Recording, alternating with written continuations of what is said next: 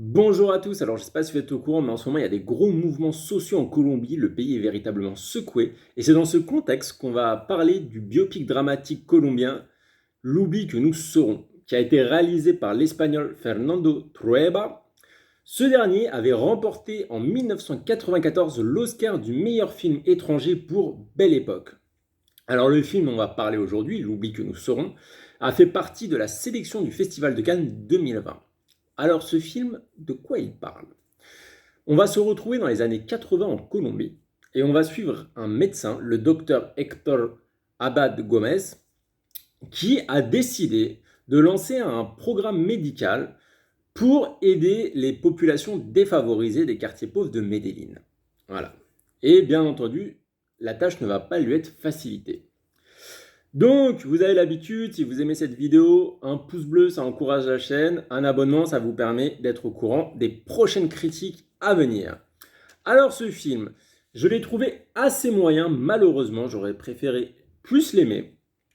Mais il y a une grosse explication à cela, c'est que je trouve qu'il a un potentiel qui est vraiment inexploité. Je m'explique. En fait, les 10 dernières minutes du film, 10-15 dernières minutes du film, vont avoir beaucoup plus de puissance que les 2 premières heures. Donc voilà, un film qui dure à peu près 2 h 15. Et en fait, ces 10 dernières minutes, je ne vais pas vous spoiler bien entendu, mais je vais vous donner l'état d'esprit de celle-ci afin que vous compreniez. Elle a une grosse intensité. Elle a une grosse intensité émotionnelle parce qu'en fait, elle va refléter toute l'horreur qu'a vécu la Colombie et malheureusement ce qui se reflète aussi dans le présent actuellement avec tout ce qui se passe. Mais là, on va parler du passé. Donc, elle reflétait vraiment le summum d'une époque de terreur où il y avait voilà entre les FARC, le gouvernement, il y avait des affrontements et les deux camps étaient sans pitié. Et bien entendu, c'est la population qui payait. Et donc voilà, à coup de déstabilisation d'éléments clés les uns et les autres.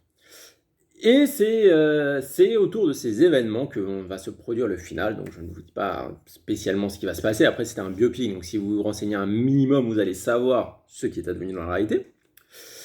Et en fait, ces moments-là m'a vraiment pris au trip, car ça reflète, comme je vous ai dit, toute l'horreur qui s'est passée. C'est très poignant, c'est très puissant, il y a une musique, tout arrive au bon moment, c'est bien calculé, enfin calculé non, c'est émotionnel. Et voilà, honnêtement, humainement, ces 15 dernières minutes m'ont bouleversé. J'étais comme ça devant l'écran, j'avais limite la larme à l'œil. Tellement que, voilà, que ça reflète la réalité, ce qui s'est passé, ce qui se passe. Enfin voilà, pas exactement, mais voilà, c'est des horreurs qui peuvent se passer. Et pas qu'en Colombie, dans beaucoup de pays d'Amérique du Sud. Mais bon, on n'est pas là pour s'étaler sur le sujet, c'est juste pour vous dire que ça m'a pris au trip et que c'est très représentatif de l'horreur qui peut exister dans certaines démocraties un peu autoritaires. Ce qui, voilà, en Europe, il y a beaucoup de personnes qui ne se rendent pas compte de ça, malheureusement. Mais ça arrive. Un exemple au Chili, l'année dernière, il y a un an et demi maintenant, où il y avait eu une trentaine de morts pendant des manifestations sociales, ce qui est quasiment inimaginable en France.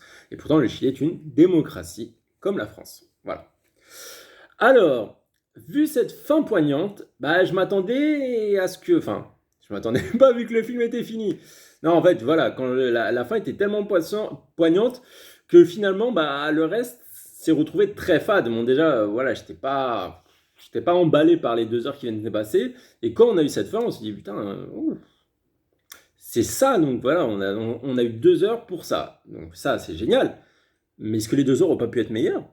Vu ce qui est capable de ressortir les 10 minutes, les 10-15 minutes, le réalisateur avait possibilité, c'est qu'il en était capable, voilà. Il en était capable. À la rigueur, la fin aurait été nulle comme le reste du film. Ouais, non, pas nulle, j'exagère. Mais elle aurait été voilà, fade comme le reste du film. Il n'y a pas d'impression de gâchis, pas terrible, etc. Et là, on se dit, ah, mec, le type sait faire, le type sait appuyer au bon endroit. Pourquoi il ne l'a pas fait avant? Je pense que ça vient, voilà, c'est une interprétation personnelle, hein, vous me direz ce que vous en pensez si vous avez vu le film. Je pense que ça vient du parti pris d'avoir tout axé sur l'enfant. Donc voilà, c'est un biopic, c'est tiré d'une autobiographie, et l'autobiographie, c'est celle de l'enfant de ce médecin. Donc forcément, le film va être axé sur l'enfant. Et forcément, comme un enfant, ça va un peu tourner en rond, hein. Il n'a pas une maturité intellectuelle et émotionnelle suffisante pour comprendre la situation et pour la vivre à 100%. Et donc nous, forcément, on ne va pas la vivre à 100%. Donc voilà, c'est tout ce qu'a vécu, tout ce qu'essaye de faire le père, on s'en rend pas bien compte, c'est vraiment très vague. Pourtant, je pense qu'il y avait de quoi faire, parce que le père, il tente beaucoup de choses. Il tente voilà, des programmes médicaux, il tente de la politique, et c'est vraiment très évasif. Et c'est dommage, on reste concentré sur ce petit enfant qui grandit, etc. Voilà, en fait, voilà, c'est comme un enfant qui a un père militant, comment il grandit. Mais finalement, bah, on se rend compte qu'il grandit pas si différemment que ça. Il n'y a pas, voilà, à part les dernières parties, une fois qu'il est un peu plus adulte, bah, il n'y a rien de spécial. Et justement, parlons-en de cette partie adulte. Le problème, c'est que voilà, on quitte quand il est enfant, on revient quand il est adolescent, un gros trou entre les deux. Et bah, le personnage a beaucoup évolué psychologiquement, mais on a un peu perdu. On ne sait pas vers quoi il a évolué, pourquoi il a évolué comme ça, qu'est-ce qui a fait que les rapports avec son père ont changé alors qu'avant il l'adorait et maintenant il est un peu plus distant. C'est un peu, voilà, c'est un peu vague, c'est dommage. Et surtout, voilà, ce qui fait qu'en fait on comprend mal le personnage et bah il n'est pas si attachant que ça, voilà. C'est dommage. Pourtant, voilà, les acteurs sont pas mauvais, que ce soit le père ou le fils, rien à dire. Mais ça, la mayonnaise prend mal. Et je me dis, putain, j'aurais tellement aimé qu'on voit plus du père, plus ses actions, quelque chose de concret, au lieu de s'intéresser à quelque chose qui finalement est un peu banal. Donc voilà, déception pour ce film, j'en attendais beaucoup plus, je n'ai pas été satisfait, je pense qu'on est passé à côté vraiment du principal qui est l'activisme, tant d'un point de vue médical que politique. Et voilà, c'est la vie. Va falloir que j'aille lire, j'ouvre des bouquins pour en savoir plus, parce que par contre, ça m'a donné envie d'en savoir plus sur cette table. Sur ce, bah voilà, la prochaine critique, ce sera celle de Wave vue sur Netflix. Ah. Je ne vous indique que ça. Bon mercredi, demain il y a les sorties cinéma, j'espère que vous serez nombreux, il y a beaucoup de films qui sortent, mais on en reparle dans un prochain post plus précis. Allez, sur ce, ciao!